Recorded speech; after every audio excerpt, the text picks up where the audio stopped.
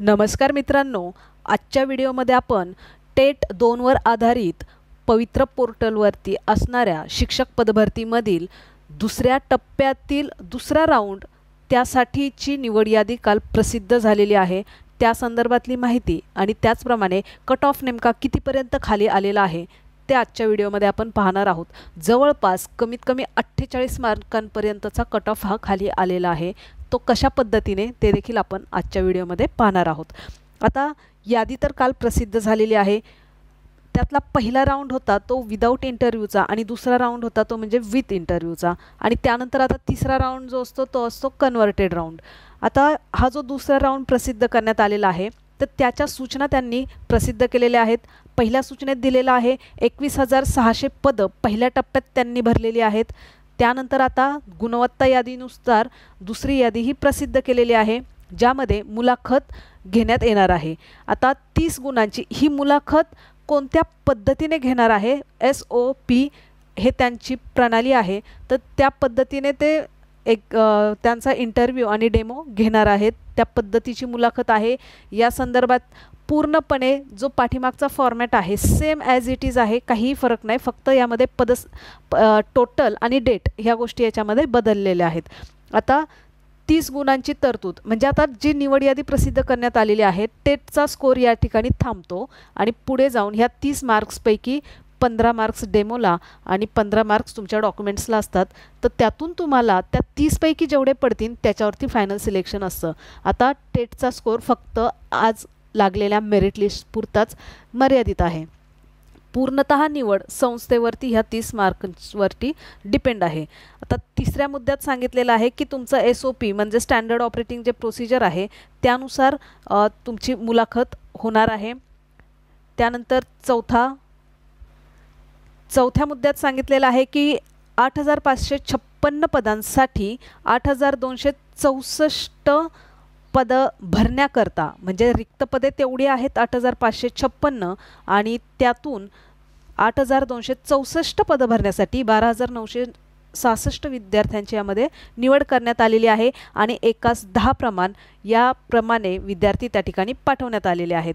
आता हे असं कसं काय झालं, हे 8,556 रिक्त जागा तर काही संस्थांनी पोर्टलला जागा तर दिल्या होत्या परंतु विद्यार्थ्यांची लिस्ट यामध्ये घेतलेली नाही, विद्यार्थी मुलाखतीसाठी घेतलेले नाही कारण त्यांचा वेगळा काही प्रॉब्लेम असेल, जसं की त्यांचे शिक्षक अतिरिक्त होत असतील किंवा बिंदू नामावलीमध्ये काही प्रॉब्लेम असू शकतो।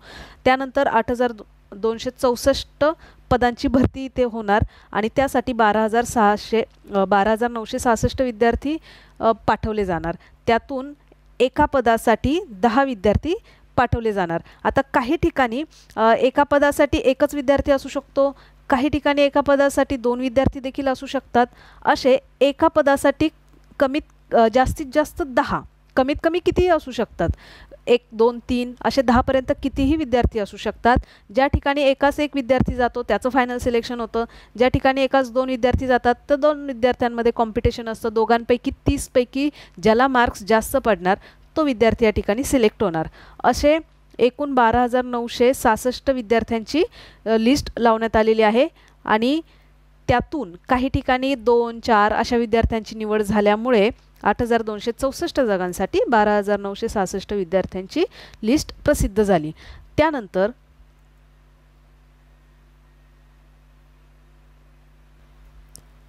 या ठिकाणी दिलेलं आहे की ही जी 81 व्यवस्थापना होत्या त्यातील 177 पदे ही रद्द करण्यात आलेली आहे आणि त्यामुळे त्या जागा त्या ठिकाणी कपात झाल्या।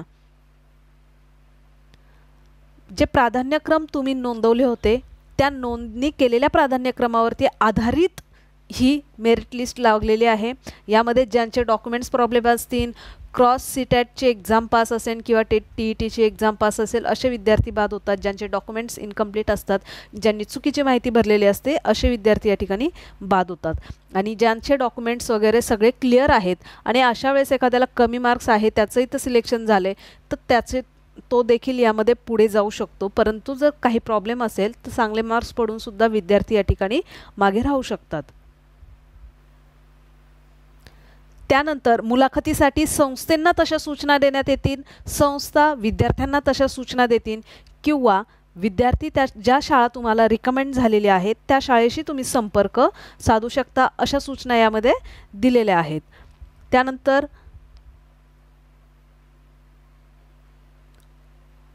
अर्ज करताना जर त्यांच्या याच्यामध्ये जर निवड प्रक्रियेच्या दरम्यान काही तक्रारी आढळल्यास तर तुम्हाला तक्रार नोंदवायची आहे, परंतु अपील करताना ते कुठेही न करता या ठिकाणी त्यांनी official Gmail mail I D दिलेला आहे, या ईमेल आय डीवरच तक्रार नोंदवायची आहे.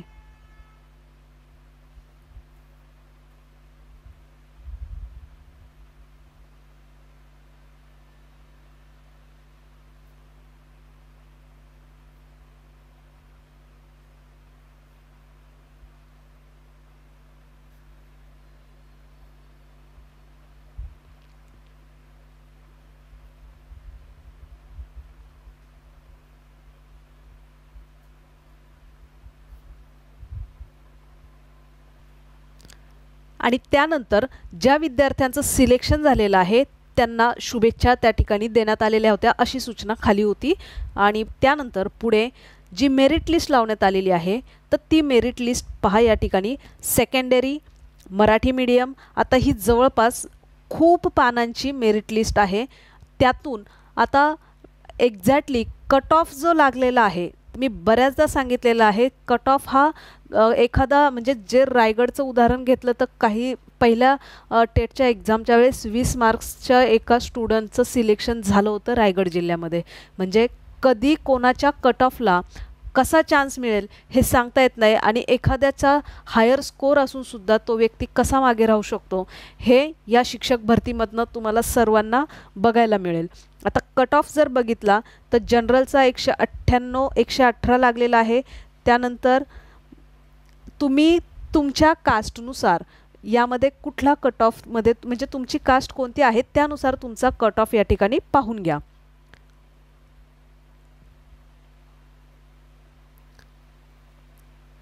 आणि हा जो कट ऑफ आहे हा सेकंडरीचा आहे, सेकंडरी मराठी मीडियम.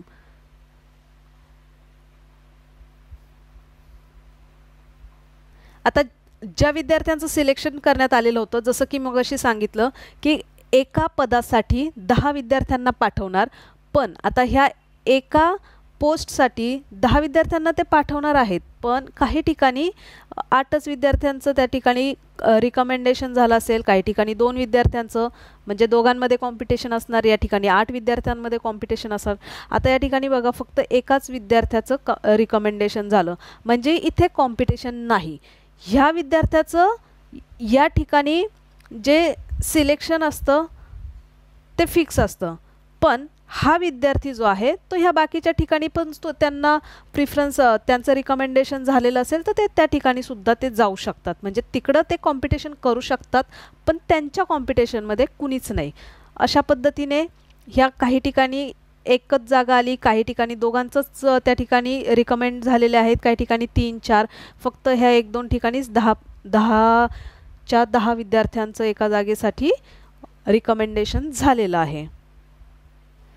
आता कास्टनुसार जर तुम्ही बघितलं तर जनरल कास्ट आहे 118 मार्क्स, त्यानंतर जनरल ऑर्फन आहे 98, कट ऑफ जनरल महिलांचा आहे 107चा, SC कॅटेगरीचा आहे फक्त 73 मार्क्सचा, त्यानंतर SC ऑर्फन आहे 98.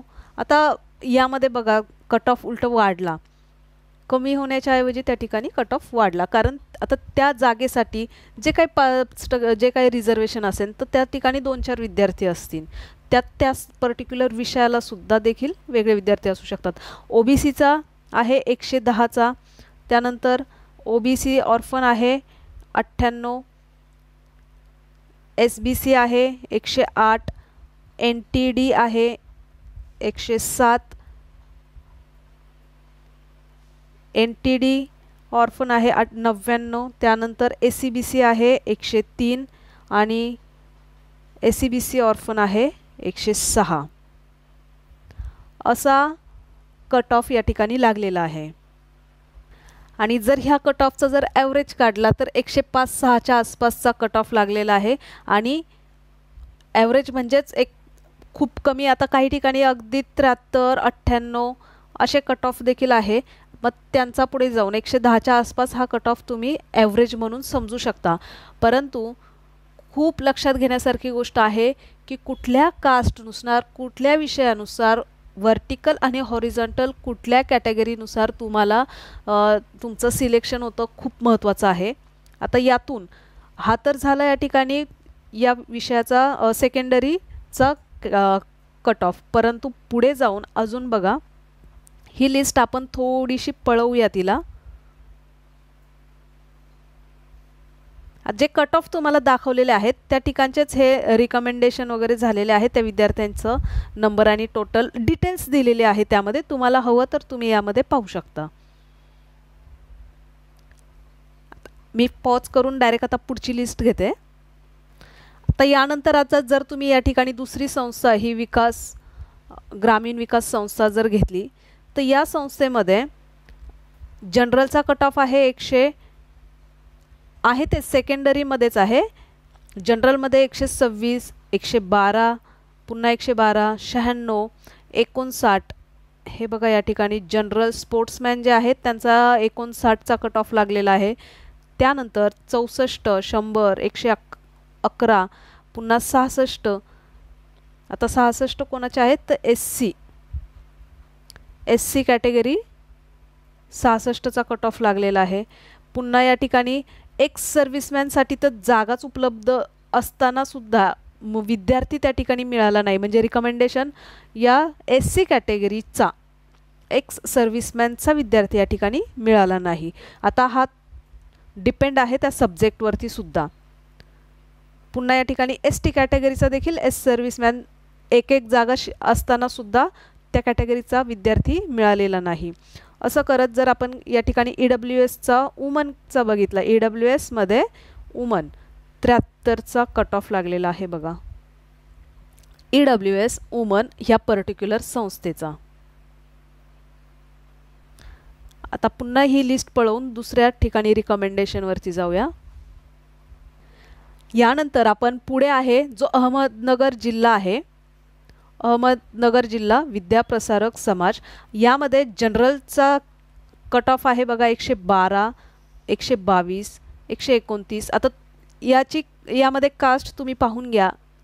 कास्ट नंतर ॲडव्हर्टाईज बघा, रिकमेंडेशन बघा आणि नंतर कट ऑफमध्ये कमीत कमी जर तुम्ही शोधलं तर या ठिकाणी तुम्हाला 40चा देखील कट ऑफ दिसून येईल बघा. एक तर 82 आहे, त्यानंतर 68 आहे, 45 आहे, 60 आहे, 66, 104, 102, 106, 82, 74, 100 आणि 40.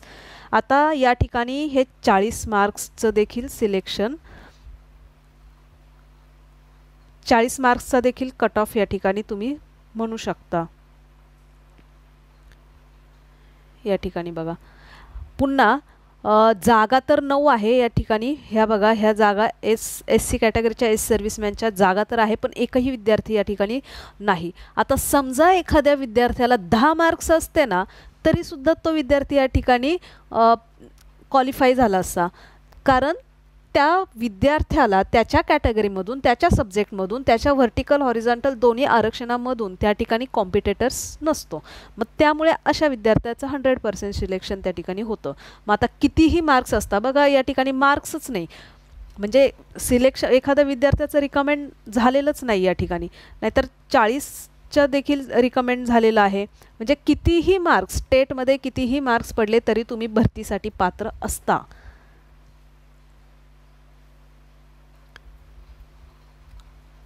त्रेचाळीस आहे. SC स्पोर्ट्स SC आणि अंशकालीनमध्ये असेल किंवा अर्थक्विकमध्ये आहे त्याच्या देखील जागा या ठिकाणी रिक्त राहिलेल्या आहेत.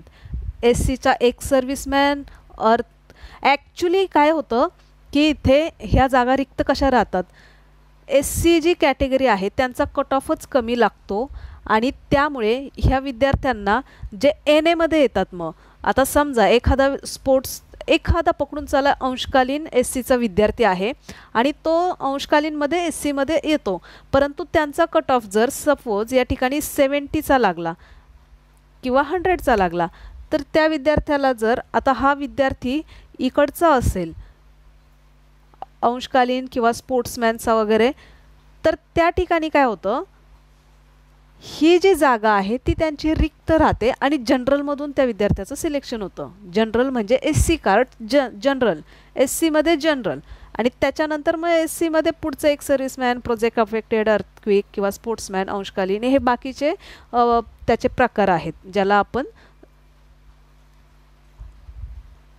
समांतर आरक्षण असं म्हणतो. आता हे जे सामाजिक आरक्षण आहे त्यातली ही समांतर आरक्षणाचे रिक्त जागा, मग तो त्यांच्या समांतर आरक्षणात रिक्त जागेंवरती जर इकडं सिलेक्शन नाही झालं तर तिकडे होतं, पण त्यांच्या त्या जागा रिक्त राहतात कारण त्यांचं सिलेक्शन हे त्यांच्या कास्टमधून जनरल जागी होतं. म्हणजेच SC असेल तर जनरल SCमध्ये त्यांचं सिलेक्शन होतं कारण त्यांना हे समांतर आरक्षणाची गरजच पडत नाही. मग आता पुन्हा लिस्ट पळवूया आपण.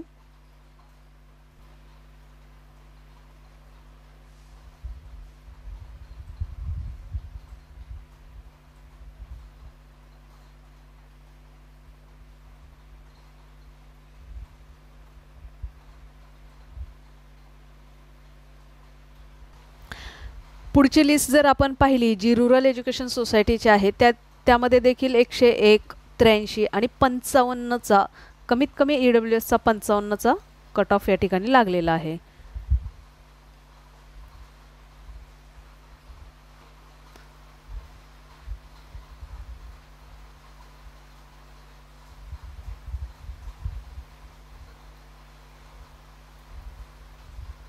आपण पुढची संस्था जर बघितली तर लोक विकास शिक्षण संस्था, या संस्थेमध्ये देखील बघा 108, 106, 102 म्हणजे OBCचा कट ऑफ याच्यामध्ये सगळ्यात जास्त लागलेला आहे. OBCमध्ये 118, नाहीतर बाकी सगळ्याचा कट ऑफ तर नॉर्मलच आहे. आणि सगळ्यात खाली जर EWSचा जर तुम्ही बघितला, EWS वुमन, फक्त 46चा कट ऑफ लागलेला आहे. EWSमध्ये वुमन, आता असंही नाही की त्याच्यामध्ये बाकीच्या कास्ट आलेल्या आहेत, हे सामाजिक आरक्षण आहे फक्त, आणि वुमनमध्ये समांतर आरक्षण आलं. 48 याआधी 40चा होता. आता पुढे जर ही एक शिक्षण संस्था बघितली तर यामध्ये देखील 42चा VJAचा कट ऑफ लागलेला आहे आणि जनरलचा 124चा. आणि ही बऱ्यापैकी मोठी लिस्ट असल्यामुळे आता मी तरी या ठिकाणी मॅन्युअली चेक केलेलं आहे आणि आपल्याला कमीत कमी 40चा कट ऑफ यामध्ये भेटलेला आहे. आता 40 आणि 40पेक्षा जास्त, काही ठिकाणी 43चा होता, काही ठिकाणी अगदी 122, 23, 24, 25पर्यंतचे देखील ओपनचे होते, OBCचे होते. त्यामुळे असं कुणीही निश्चितपणे सांगू शकत नाही की नक्की कट ऑफ हा कितीचा लागेल.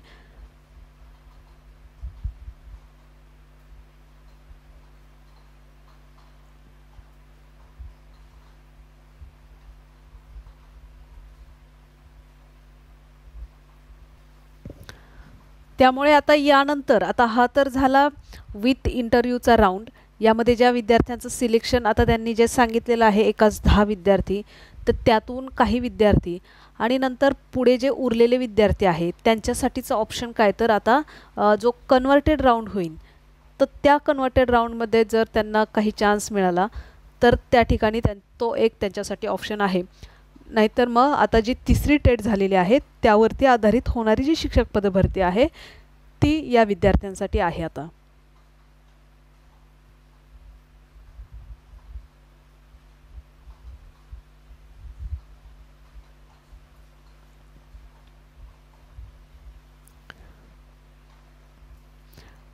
अशा प्रकारे नवीन माहितीसोबत आजचा व्हिडिओ या ठिकाणी थांबवूयात.